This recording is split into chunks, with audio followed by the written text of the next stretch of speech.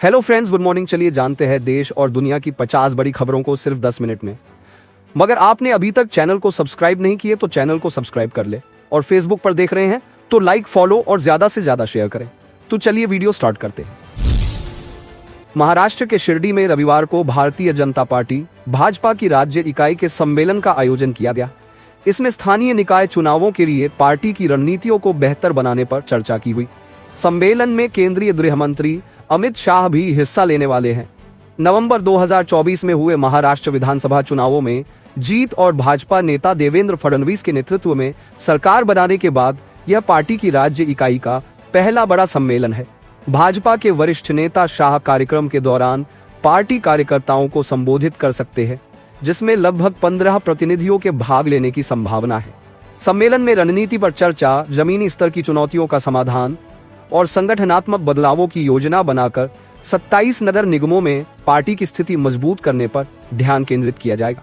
इस बीच राकांपा एसपी प्रमुख शरद पवार ने शनिवार को कहा कि उन्होंने बीड़ में एक सरपंच की हत्या और परभणी में संविधान की प्रति को क्षतिग्रस्त किए जाने के बाद हिंसा के लिए गिरफ्तार किए गए एक दलित युवक की मौत के बाद उपजे सामाजिक तनाव को सामाजिक बनाने के प्रयासों पर महाराष्ट्र के मुख्यमंत्री देवेंद्र फडणवीस से बात की है कि मुख्यमंत्री और आम आदमी पार्टी की कालकाजी विधानसभा क्षेत्र से उम्मीदवार आतिशी ने रविवार को अपने चुनाव लड़ने के लिए क्राउड फंडिंग की शुरुआत की। उन्होंने लोगों से अपील की है कि वह आगे आए और उन्हें चुनाव लड़ने के लिए आर्थिक मदद देने की कोशिश करें। मुख्यमंत्री आतिशी ने कहा कि आम आदमी पार्टी जब से बनी है तब से लेकर आज तक वह जनता की पैसे से चुनाव लड़ती आई है। पिछले चुनाव में भी उन्होंने यही काम किया था और इस बार भी वे जनता के पैसे से ही चुनाव लड़ेंगे। आतिशी ने कहा कि भारतीय जनता पार्टी बड़े बड़े उद्योगपतियों के पैसे से चुनाव लड़ती है और चुनाव जीतने के बाद उद्योगपतियों के लिए काम करती है, लेकिन आम आदमी पार्टी जनता के पैसे से चुनाव लड़ती है और चुनाव जीतने के बाद जनता के लिए ही काम करती है। उन्होंने कहा कि यदि उन्होंने दिल्ली के बड़े बड़े प्राइवेट स्कूलों से पैसा लिया होता तो उन्हें फीस बढ़ाने से नहीं रोक पाते। उन्होंने कहा कि जो जिससे पैसा लेता है उसके लिए काम करता है। आम आदमी पार्टी के ऊपर शराब घोटाले में 2000 करोड़ रुपए से अधिक लेने के आरोप लगे हैं। आम आदमी पार्टी नेताओं ने कहा है कि ये आरोप बेबुनियाद है। यदि उन्होंने इस तरह से पैसा लिया होता तो उन्हें क्राउड फंडिंग करने की आवश्यकता न पड़ती।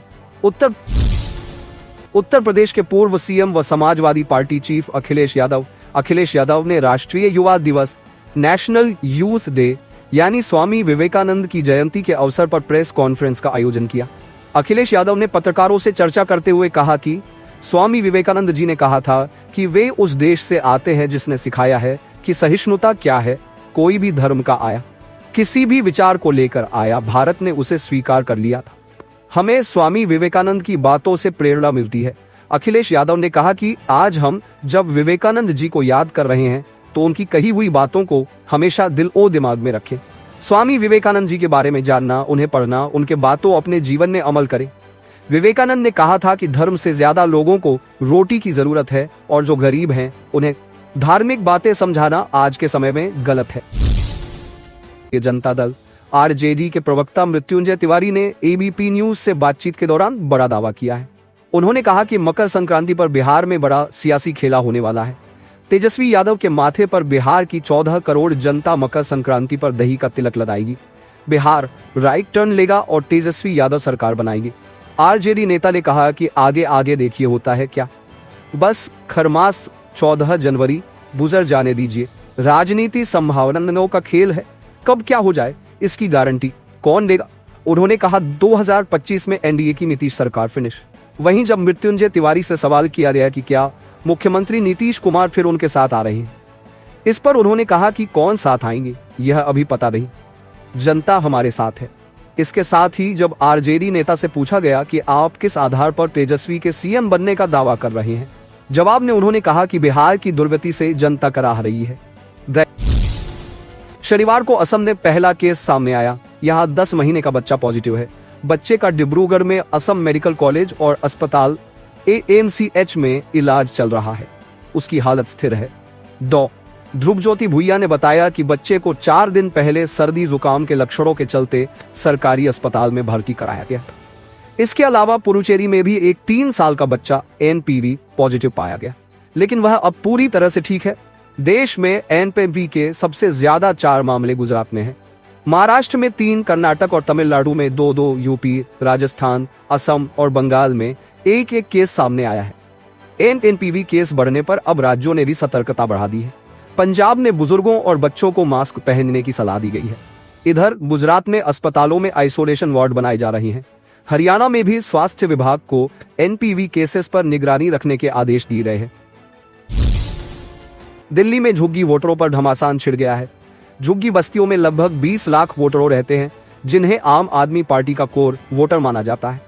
इस बीच आम आदमी पार्टी के राष्ट्रीय संयोजक अरविंद केजरीवाल ने रविवार को दावा किया कि आगामी विधानसभा चुनाव में अगर भाजपा सत्ता में आई तो वह दिल्ली की सभी झुग्गी बस्तियों को ध्वस्त कर देगी।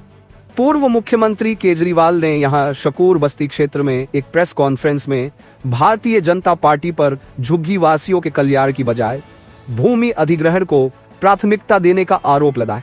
दिल्ली में 5 फरवरी को विधानसभा चुनाव है और 8 फरवरी को मतगणना होगी। अरविंद केजरीवाल ने भाजपा पर निशाना साधते हुए कहा, वे पहले आपके वोट चाहते हैं और चुनाव के बाद आपकी जमीन। उन्होंने भाजपा की जहां झुग्गी वहां मकान योजना की भी आलोचना की और इसे दिखावा बताया।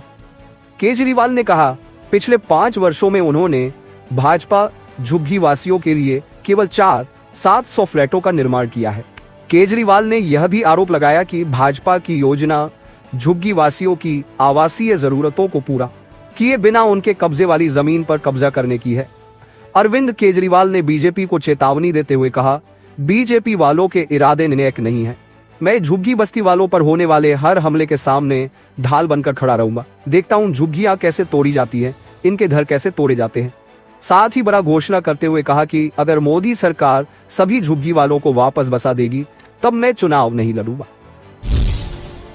दरअसल शिवसेना यूबीटी ने स्थानीय निकाय चुनाव अकेले लड़ने का ऐलान किया है। उसे लेकर ही नारायण राणे ने तंज कसा है। शिवसेना यूबीटी के अकेले चुनाव लड़ने के ऐलान के बाद महाराष्ट्र के महाविकास आघाड़ी गठबंधन के अस्तित्व पर सवालिया निशान लग गया।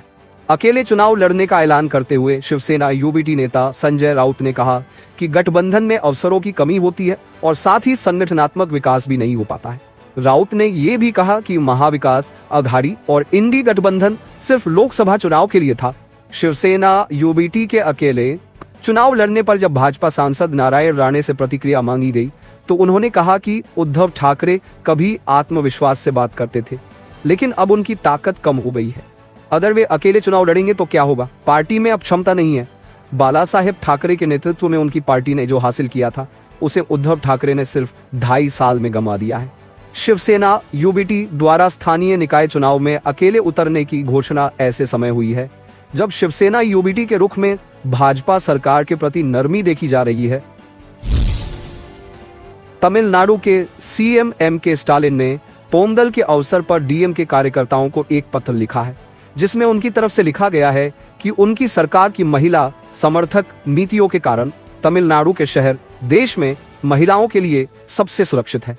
सीएम स्टालिन ने एक रिपोर्ट के हवाला देते हुए लिखा, चेन्नई, मदुरै, त्रिची, कोयम्बटूर, सलेम, इरोड, थिरुपुर और वेल्लोर ने महिला सुरक्षा के लिए शीर्ष 20 सबसे सुरक्षित शहरों में स्थान हासिल किया है। यह हमारी द्रविड़ सरकार की तरफ से महिलाओं की सुरक्षा और महिलाओं की स्वतंत्रता को प्राथमिकता देने के कारण है। डीएम के सुप्रीमो की तरफ से यह टिप्पणी महिलाओं के खिलाफ यौन अपराधों के मामलों को संभालने के लिए 7 विशेष अदालतों की स्थापना और ऐसे मामलों से निपटने में तेजी लाने के लिए एक पुलिस अधिकारी के नेतृत्व में जिला स्तरीय विशेष समिति के गठन की घोषणा के एक दिन बाद आई है। सीएम स्टालिन ने कहा कि राज्य विधानसभा में महिला सुरक्षा पर केंद्रित कानूनों में संशोधन का मसौदा भी पेश किया गया।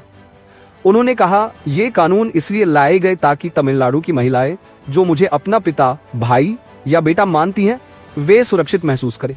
द्रविड़ मॉडल सरकार का उद्देश्य यह सुनिश्चित करना है कि एक महिला को सुरक्षा और स्वतंत्रता का आश्वासन देकर आत्मसम्मान के साथ स्वतंत्र बनाया जा सके। भारतीय जनता पार्टी भाजपा जनता पार्टी भाजपा अपने संगठनात्मक ढांचे में बड़ा फेरबदल करने की तैयारी कर रही है। पार्टी ने बूथ से लेकर अलग अलग स्तरों पर अपनी निवर्तमान समितियों की तुलना में महिलाओं को अधिक प्रतिनिधित्व देने पर विचार कर रही है। महिलाओं के लिए लोकसभा और विधानसभाओं में 1/3 सीट आरक्षित करने वाले नारी शक्ति वंदन अधिनियम को लागू करने की तैयारी के मद्देनजर भाजपा यह बदलाव करने जा रही है। सूत्रों के मुताबिक मध्य प्रदेश जैसे राज्य में भाजपा के 62 संगठनात्मक जिलों में कम से कम 7 से 8 महिला जिला अध्यक्ष हो सकती है। वर्तमान में इन जिलों में एक भी महिला जिला अध्यक्ष नहीं है। ऐसे ही भाजपा ने हाल ही में बिहार में अपने राष्ट्रव्यापी संगठनात्मक चुनाव के दौरान 2 महिला जिला अध्यक्षों को नियुक्त किया है।